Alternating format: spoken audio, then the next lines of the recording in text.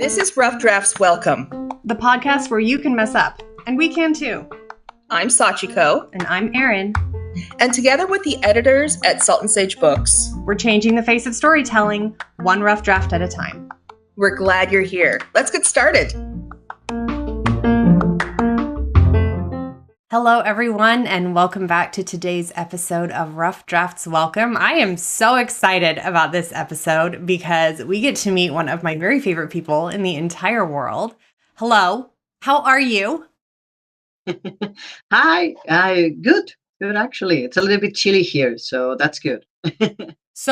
Okay. Will you just do a quick introduction to who you are and everything cool about you? Do you want to just talk about yourself for a solid half hour? Because I'd be okay with that. Yeah, well, I'm okay with that. Well, I'm David, David Orion Pena, and I always answer this question with what I do, and I think that's a little bit boring. So I will just say that I'm someone who loves to be in a Mediterranean Sea at 8 p.m. in the evening. As it hits, because that's like the best moment to be in the ocean, at least here in the Mediterranean. So that's one part of me. I also happen to be a clinical psychologist, a writer, an editor, and sensitivity reader. I'm starting like my own path into Buddhism this year. So yeah, lots of things. Yeah. I love that idea of describing yourself as someone who loves to be in the ocean at a specific time. What a gorgeous way to think about how you present. I like that a whole bunch. Thank you for sharing that. Okay. And you are living in Spain, right? Yeah. Okay. Yes. So if anybody needs help with anything Spain related, David is your person. Yeah. Exactly. I'm from Madrid, born and raised, like the capital of Spain. I'm probably gonna move to another city this year. But well, yeah, I've lived in Spain and in Amsterdam for half a year. So yeah, I'm based European, mostly Spain. That's awesome.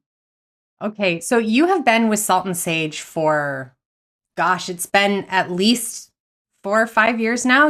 I feel like you've been with us like pretty much since the beginning of the company. Yeah. You've been with us through all of the ups and the downs and the shifts and the turns. Yeah. So tell us a little bit about you as an editor. So first we'll start with like, what edits do you do for Salt and Sage? Okay, so one thing that I didn't mention, that I'm obviously very queer. I'm a trans man, also bisexual, but I usually define myself as queer. So mostly what I started with was with sensitivity reading as a transgender person. I also help with few slang things regarding to like Spanish and how like the kind of Spanish that we talk in Spain, mostly in the center of the peninsula, because it's everywhere. We have accents, we have things, but because in Spain, like the neutral one is the one in Madrid. That's like my kind of Spanish, so I can help with that. Mm-hmm. And also, well, I've been raised Catholic. I also have like this experience of also being like a transgender man that transitions in their like 20s, something like that. Yeah, 20s. Now entering the 30s. So that's usually what I work with, but I also can work, and I work in Salt and Sage also as a beta reader. So that's. I love your beta reads. I feel like you okay, I'm just going to gush about how cool I think you are. I feel like you have this ability to like see the story as a conceptual whole. Like you have this ability to be like, okay, these details might not work, but like I see what you are doing. I feel like you understand like the essence of story really well. And because of that, you are so encouraging in the way that you interact with our clients. I've never read a beta read of yours where I had to be like, oh, hang on. Every single one of them, I'm like, I can tell you are on the author's team. You care so much about their experience and you really want them to succeed. And I genuinely believe that like you get their stories on like a deep level.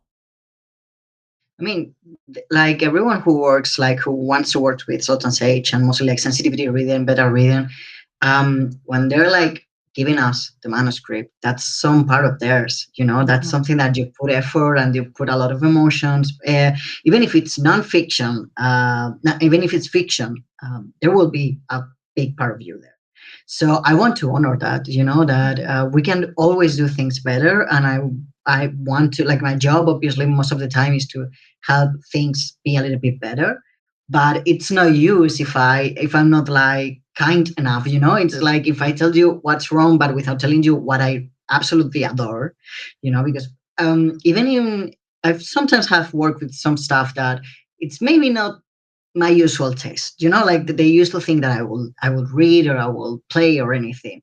But even in there's so much interesting things going on that it's just like, okay, it's not my cup of tea, but I absolutely love this, so and I think this could be a little bit better this way, and you have like all these options, just choose because it's your story and I'm just here to support. So that's maybe why I've never, like, I try not to say anything negative, like in just like you did this wrong. It's like, no, okay, this could be better, that's it. Like this could be helpful in this context. I know where this may came from, but we have to update this. That's the kind of thing that I try to aim for. I think that's a wonderful, I mean, obviously I'm a fan of the way that you edit. Okay. How do you do, like, okay, sorry. If a client were to come to you, what sort of feedback would they expect from you? Like, do you do a lot of inline notes? Do you like writing an editor's letter? What feels best to you? I usually do an editor's letter, and it really depends on the length of the manuscript or the kind of thing that I'm doing.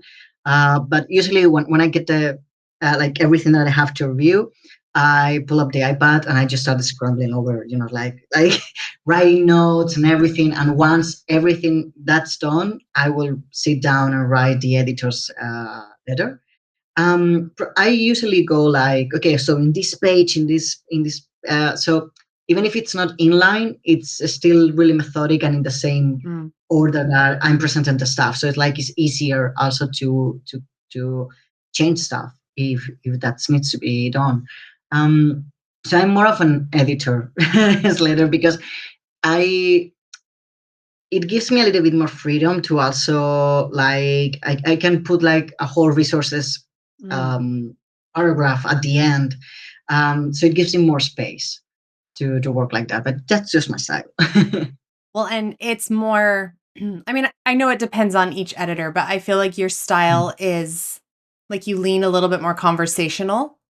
So the Yeah. editor's letter is, there's just more room. There's more room there to do more with it. Yeah, yeah. I'm also a writer, so I really like to write. So I will have more space in the editor's letter to just like also put your flowers, and I give you flowers. All of this was amazing, and I love this and this and this and this. So yeah, that gives me more space that they like. Okay, so imagine that a client comes to you and they need help with transgender representations, say. What do you, even if you don't know anything about the client at all, what do you assume about the client as they come to you? I assume that they know that they don't know everything. I also don't know everything, but at least they want to ask someone who has experienced something similar to what they're writing. So, as I said earlier, like manuscripts are sometimes, but more often, like than that, they are like really, like they are like the vulnerabilities of the writer exposed. And if you're asking someone for the feedback, you're like opening up to that person.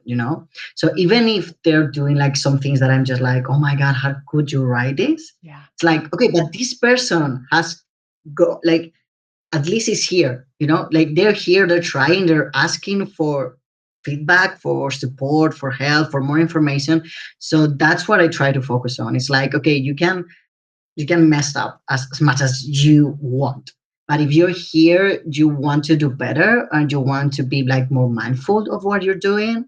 So that's what is important for me. So it's like, okay, don't be afraid um of messing up, because that's why we're here. I agree. A lot of the conversation that I see about sensitivity reading more generally is that authors feel really nervous, but every Mm, single sensitivity reader who I know does not want people to be nervous. They're not like, you're here because you want to help. exactly. Yeah. Yeah. And with that, I feel like comes this fundamental trust in the author that I assume you want to do better. I assume that you're here because you care. Yeah, and also like I can give all the feedback, but if you don't want to use it, that's also for you. I mean, I cannot force you to do anything. It doesn't work that way, and I wouldn't even want it to be like that. No, it's just like, okay, you come here and I can offer you this. And and that's why you came here. And I hope this helps. And I hope this also helps you like broaden your vision. Like from my point of view, there has to reach a point where also as a psychologist, I also think of this, but sensitivity reading, I think it's a temporary job. Like at some point we will know enough and we will listen to each other enough that you may not need to pay for this kind of work because you will have learned this when you were little, and you will have friends that are transgender, so you know about the struggles, and you have friends all around the world. So I think this is just temporary, and it's also like an opportunity to learn. So that's what I really like about doing this kind of job. Of work. Like that way of thinking at it, that it's a temporary thing, because we are really hoping that the more that people get sensitivity reads, the more that everything changes. Yeah, exactly. Yeah. I think that's a cool way to do it. Okay, so we've already talked a little bit about what you read for. I'm curious, do you have any stereotypes or things that you see happening a lot that you wish we could just move past? I mean,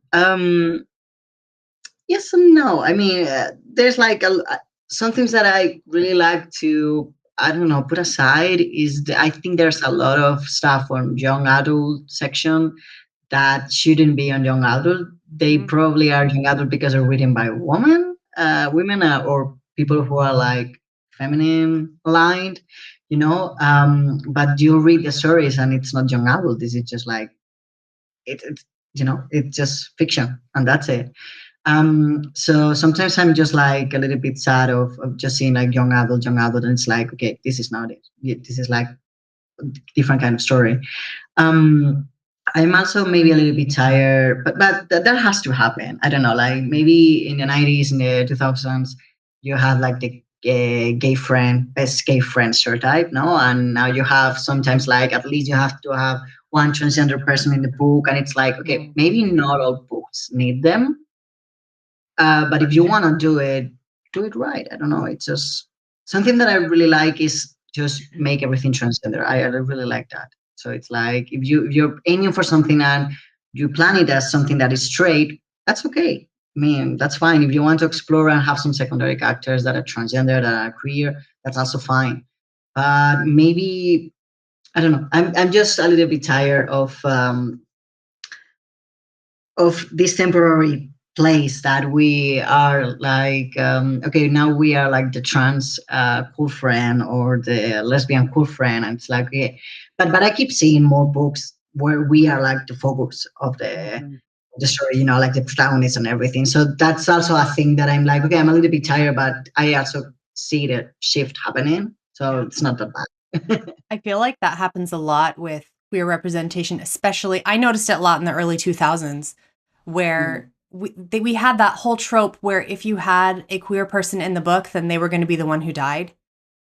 Oh yeah, and they would have this tragic ending that then somehow motivated the hero. I hate that trope because it was the first time I was seeing people in fiction who felt like me. Yeah. In regards to my own queer identity that I was still figuring out at that point, and then to see them killed again and again, it gets really exhausting. Maybe one thing that I'm also like, I know we need all kind of stories, but I also feel we becoming really palatable with queer stories. Like we need to be like stories that are sweet and not too problematic, are really revered, and we need those. Those are fine, but we also need like I will say it later, but I'm a horror fan. I want the messy. I want the drama. I want the trauma. It's like I want that. and I want the erotica, like, like what's there, like, and it has to be like really, I don't know how to say it. Like I have this feeling, maybe because I'm no longer for a long while like the youngest generation, but I do feel that there's like this kind of prudeness steaming around and going around, and it's like, no, I want things to be, obviously everything has their place, and but when you have a book, and we can have like queer erotica, queer messy authors, and I will talk about that when you tell, you're all even ask me like which has been like my favorite book in these years, and I'm Oh, gonna yeah. pull one like this. I want this to be messy, and I want this to be real and to feel authentic, and maybe you hate all the characters, but they feel real to you. That's the kind of thing. So yeah. I like that. Well, you kind of are already answering my next question, but Yeah. we'll ask it anyway. No, you're doing so good. This is the perfect segue. Okay, Okay. if we were to book you out with one specific type of edit or genre or age group or just one thing, if we were to book you with one thing, what would make you so happy to have on your table? Probably a horror queer video game. I have the opportunity to work a little bit on video games in Sultan Sage, and I absolutely adore it, like so much. So anything that is also like script writing, I adore it, and obviously queer. And if it's horror, and if it also has erotica, that's it. That's it. That you have all the way, like, yeah, like sign me up. I will do it. Just call me. So yeah. Man, I want a queer horror video game. That sounds so like yum. I want it. Yes, please. There are some, but they're a little bit old, and obviously they have the flaws, but there are a little bit ones like, indie ones. But yeah, but we need more. We need more. Yeah, we do. We do. So how much information do you like knowing about your author in advance of the story? Like if someone comes in and they say, here's my story, do you like to know this is my personal experience as a queer person? Like, how much do you like to know about the author themselves before you read the piece? I really don't have like a specific like answer here. Like anything that I want to offer, that's good for me, because I do value information. Like the more you want to share, I always treat everything with a lot of care. Um, Even if there are parts that I don't like it, that I don't like, or I don't know, that I find that I wouldn't do it that way. Well, lots of things, obviously, but anything that you have to say that you think it's important in order to understand your work, that's something that I want to know. It's like, okay, I wrote this because it's based on my experience on this and that, and it will be like, okay, this is your specific experience, and I will really adhere to that, and I will like honor that. So I will like to know that kind of information. Yeah, I like that. like Well, and like for example, I don't know, like I'm writing about this kind of violence because I suffer this kind of violence. That's important for me, because it's like, okay, I will know that I have to treat this with more sensitivity, because this is something that it's like important from like for you. Yeah. So those kinds of things, I think they are important. I Yeah. agree. We had one edit once where a client had experienced some very specific violence, and the way that they described it, our editor did not know. And they came in and they were like, I'm a little concerned about the level of violence here in the detail. And then the client was able to come back and say, I'm sharing those details from my personal life. And like you're saying, sometimes you need that information to be able to give feedback in a way that honors, the story and also the author's personal experience. Yes, because I'm the kind of person who thinks that we have to be able to talk about everything. We have obviously to have disclosures and trigger warnings and everything, obviously. But we, like, every experience is a human experience, and every piece of work is also a way to create more empathy and be more empathetic with everyone. So that also helps, because it's like, okay, I will treat this carefully because this comes from a personal experience. and maybe it's your way to cope and to transcend this that happened to you. And this is important. It's not like maybe, okay, I wrote this book about fantasy because I really love it. Okay, cool. Okay, but in this specific chapter, this happens because I want to talk about it. That's what is important for me. Because like, okay, you put more of you there than maybe in the rest, Yeah. obviously. This is more clear. This is, yeah. So I want to be careful with that. Do you feel like your knowledge in your experience in psychology, do you feel like it impacts the way that you read? Yeah, like I sometimes say it. I got into psychology not because I wanted to be a psychotherapist, which I'm nowadays are, but I nowadays am, but because I wanted to be a better writer.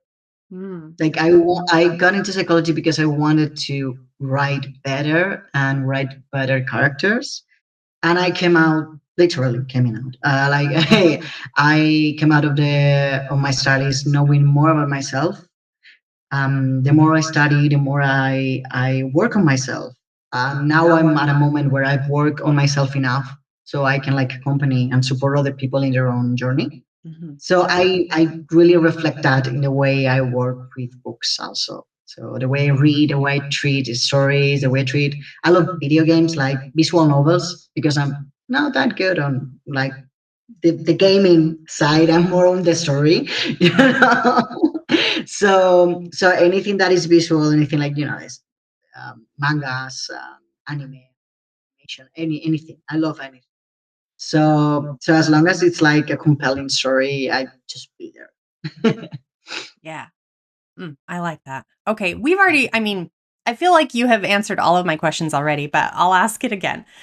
So, such a big part of Salt and Sage and the way that we approach the writing community more generally is that we promise to be kind, but we don't necessarily feel like that means the same thing as being nice. So, how do you approach that? I always like start from a point of I try to be compassionate, like like that's what you said. It's not the same to be kind as to be nice. When you're nice, you want people to like you. When you're kind, you don't want to hurt other people, but there are some things you have to say. That was brilliant. When you are nice, you want other people to like you, but when you are kind, you don't want to hurt other people. We can end the podcast right there. I have goosebumps. That was so beautifully said. Thank you. Keep going. Sorry. That comes actually from reading a lot about people pleasing, which is obviously a thing that I did, that I also sometimes do, but now I'm mindful of why I'm doing it and where it is actually useful to be nice. I mean, it's useful to be nice sometimes, at maybe like work or environments where you just like, this is temporary, so it pays off to be nice. But day to day, I rather be kind. And kind means that I don't want to hurt you. So I won't say it aggressively or passive aggressively. I will just be clear. Okay, I don't think this is the way to go, but these are the options that we have. I understand that maybe you did this from the information that you have. That's all right, because with what you had, you did as much as you could. That's why you're here. Yeah. So that's why I prefer to be kind. It's like, okay, if I have to say it, I will say it. And what I say earlier, it's still in the control of the author to decide if they will do as I advised you or if they want to do their thing. And that's also okay. Just like I just want to give you the information so you have everything so you can make an informed decision, because in the end it's your decision, it's your work, is your manuscript, and that's on you. Yeah. That's editing as a whole, but it's sensitivity reading too. But this idea that you are coming to an editor, to someone with more knowledge than you, specifically so you can make more informed choices. Yeah. That's a cool way to look at it. I like you, if you wondered. Okay. We'll do our little final questions here. And I know you have a book that you want to talk about. So tell us about this book, pretty please. Okay, I got really obsessed, and I have to reread it. But Tell Me I'm Worthless by Alison Rumfit.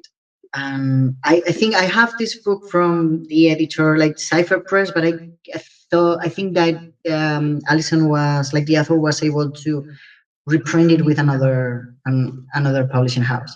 But this was just, I don't know how to talk about this book. This is just trans fascism in the UK, talking about trans exclusionary, like gender critical kind of people and the damage that does, but also from trying to also kind of comprehend where they come from, which is just fear.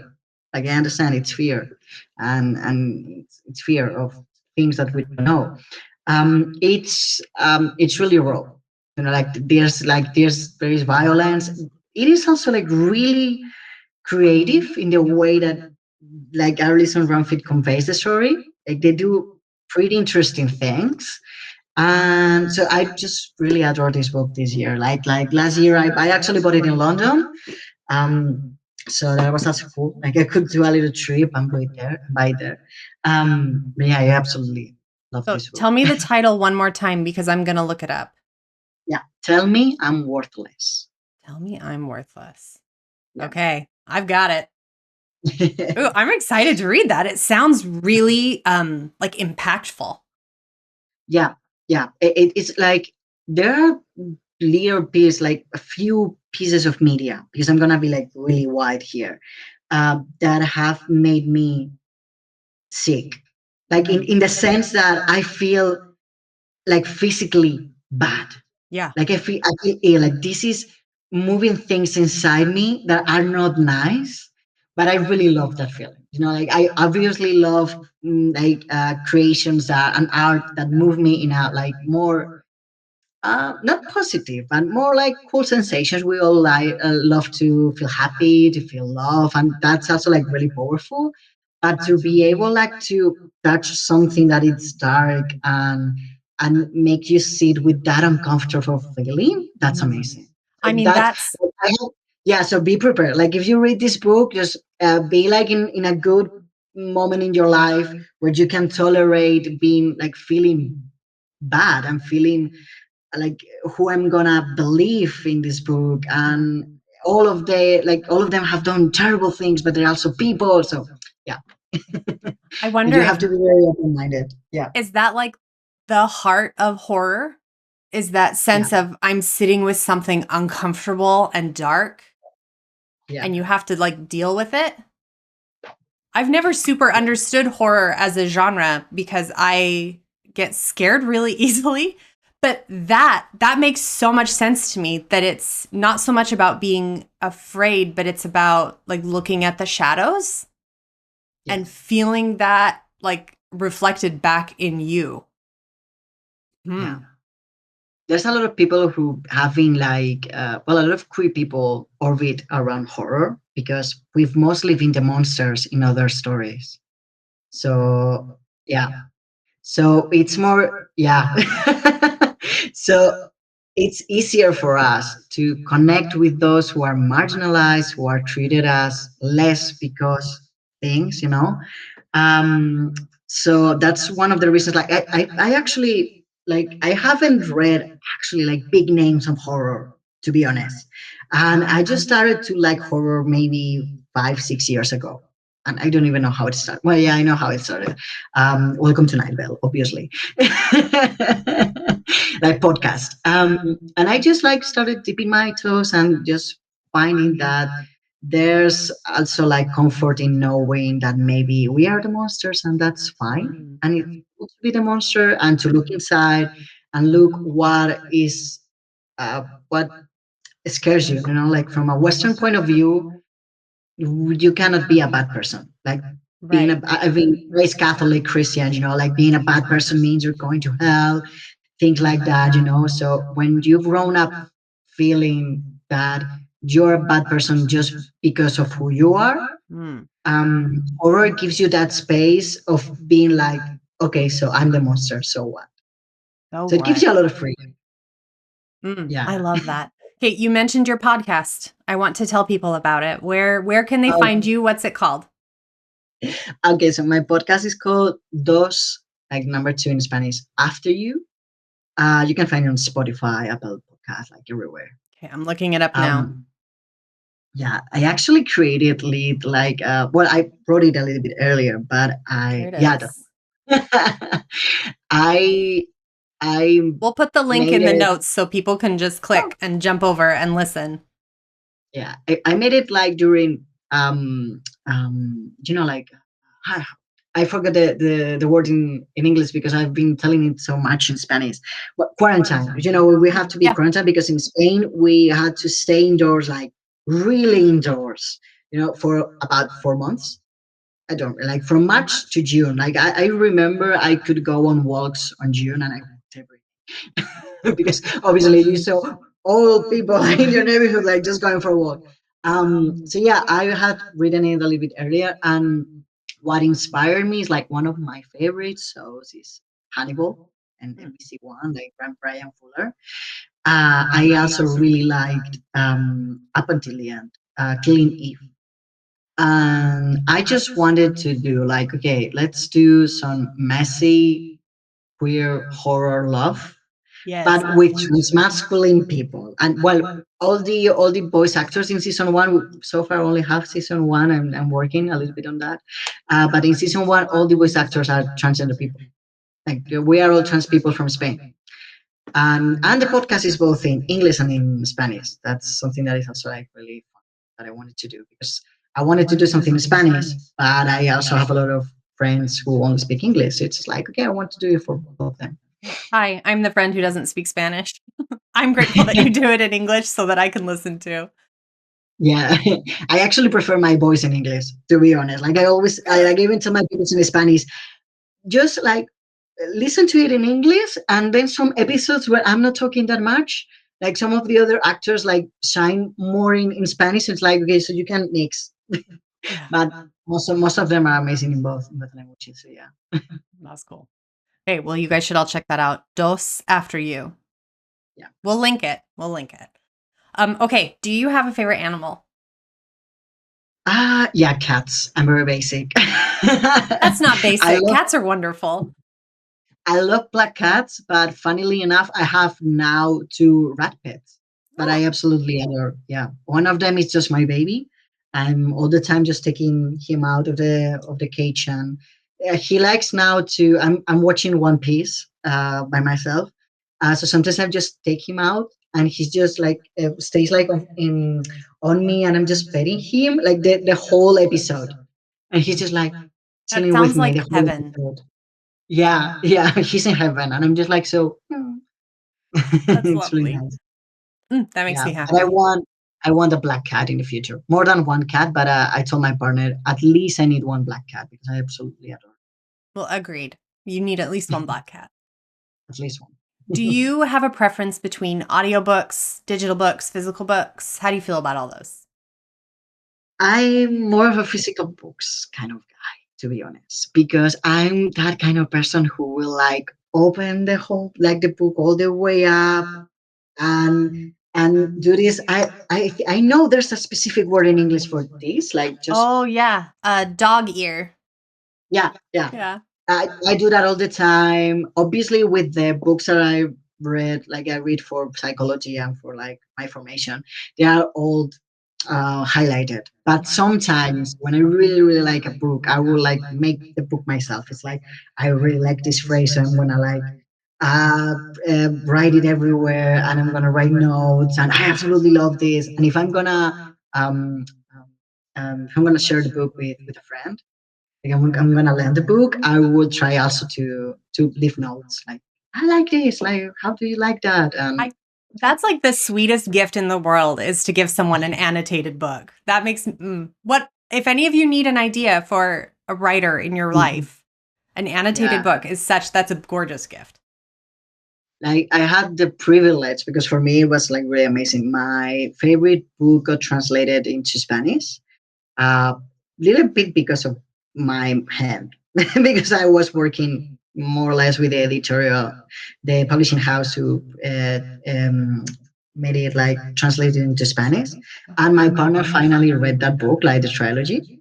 And it was like so much fun to go him like to see him go through the books and just like telling me everything. I was like, what do you think about this and that? And he was like, oh, this is happening. And it's just like every time that I read these books, I read them in one go. So I actually don't know when the first one when the first one ends, yeah, but the second and the third for me, I'm just like a big book, you know. Mhm. So I was like really happy to be able to just see. And also he was telling me like the translation. I was like, oh, they did that. Oh, that's so amazing. So we could share that book that was like so special to me in that way. And that's also why I like, like to have them physically. Mhm. What is It's a that book? problem. What's that It's a book that you problem when love you so don't much? have that book. The series is called All for the Game, but the first book is called The Foxhole Court, and they are by Nora Sakavic, and they were actually self-published. Really? Like it's about $1 on Amazon. Yeah, the book is yeah. All for the I read them game. first. Yeah, I read them first, obviously on digital. Hmm. But the Spanish covers and everything, like they are amazing, amazing. And Nora is the author? Yeah, Nora Sakavic. Okay. Like We'll link that one too. I've got it. Okay, I've got it. I think I have everything. All right. Just to wrap this up, what is one thing you want to say to everybody who is listening? What's one thing you really want them to know? that first of all, there will always be people who will read you and who will like. For example, with my podcast, I always thought that it was very niche, and it is very niche. But I was able to meet wonderful people through it. And it's like it doesn't have to go big or become a bestseller or become like the most discussed video game, podcast, everything. Obviously, we all have to pay your or bills, but it doesn't have to like. Don't aim for big. Aim for connect. Like if you are truthful and if you like and love what you're doing, even if you're unsure if people will like it, the most important thing is that you enjoy it. And like you will probably like maybe you look like in the future you will look to the past and you will say, oh, why did I do that? Well, the you that is writing it has to love it and has to believe in it, and that's it. Like maybe it becomes a bestseller, maybe it isn't, but people will read it, people will connect with it, and I think that's like the most wonderful feeling to be able to share that. Then I feel like that is such attainable advice too, because Yeah, all it really requires is for you to show up as you and be exactly. honest in your writing. And I mean, that's not easy, but No. it is something that you can do though. Yeah. Like there's this social worker, yeah, called Brené Brown. You may know Yeah. her. She's amazing. One of the things I'm really big also on shame as a psychologist and working with shame, and that's something that mostly like obviously queer people and like people of color and people who have been marginalized for one thing or another, we struggle with. And she always says that the way to work through shame is authenticity. Mm-hmm. So what I like, the books that I kind of like are the books that I feel the author was authentic while writing them. Like if you're authentic and if you show up, even if you're scared, like you just have to put as much as you want to. But the things that you put in the book that are yours have to be true, have to be authentic. If you do that, someone will read it and someone will connect, and that's what we actually make art for, Yeah. to connect. Right? That is the point. That is the point, is to connect. Yeah. Oh, golly. Well, I feel like I could keep talking to you for a lot longer, but we'll call it so that we don't just keep Yeah, going forever. we wrap it up. Yeah. Thank you so much for taking the time to come and be on the podcast and talk with us and talk to me, because I think you're great. Thank you for being here. Thank you, Erin. It was really nice to talk to you too. All right. Thank you, everybody, for listening, and we will see you next time. Bye. Bye.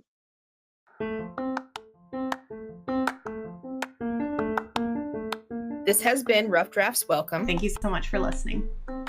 Got any questions? We would love to hear them. got a complaint, we'll hear it too. Yep. Leave us a 5-star review. Pretty please, and thank you. And if you want to book with Salt and Sage Books or learn anything else about what we do, or if you want to work with us or take our courses or blah, blah, blah, blah, you can find us at www.saltandsagebooks.com. And we're all over social media too. We sure are. And we'll see you next time. Bye. Bye.